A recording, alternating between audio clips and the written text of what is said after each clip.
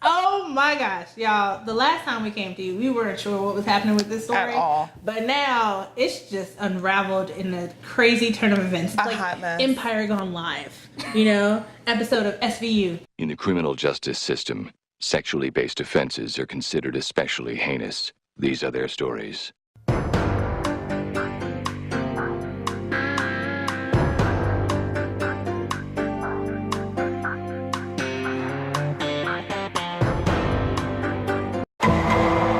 Ding, ding, ding, ding, ding, ding, ding. You know, just... Doom, doom. Right.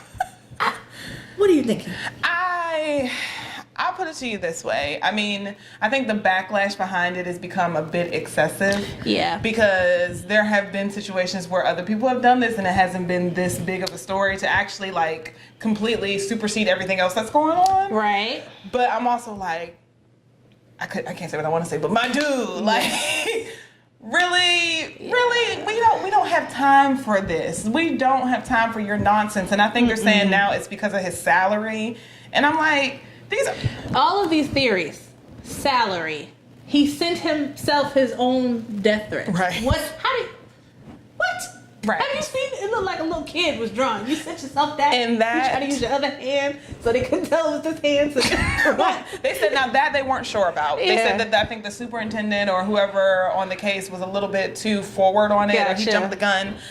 So they're still not sure if he actually sent the letter, but it could have been the brothers that did the letter, and he, you know, told them to do it. But what? Like, how did you not think you weren't going to get caught? Let's go down the rundown of all the facts, or the supposed alleged facts that have come out since then. So, one, he concocted this whole scheme because of his salary. His salary is too low, and he wanted to raise it, and he wanted to show his value on the show, so he put the whole death threats for him being gay and being black. Right. What? Right. Okay. So then, the other thing is, he didn't know that it was the brothers. Right. Meanwhile, he knew them. Did somebody else set them up to do this to you? How did it do? But he wrote them a check. Right, it doesn't make any sense. Like, you wrote the check, and apparently he purchased the noose, the rope for the noose. There's no getting around that. There's just no. This is just really bad. No, it's a really bad script. And now he's saying that he has a drug problem. Yeah, which I don't know why people are so mad, especially when we had an Olympian who did the same thing.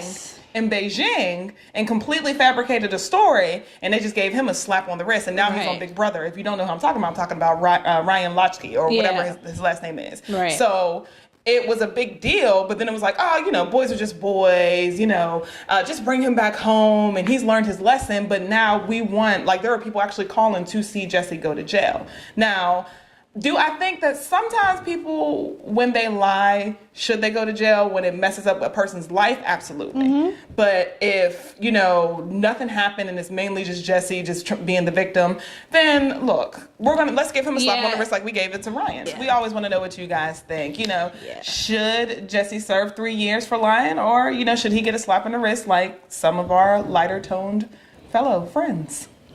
Let us know. Hey, now, hey. Tell the truth. I don't think they're listening to me. Tell the truth.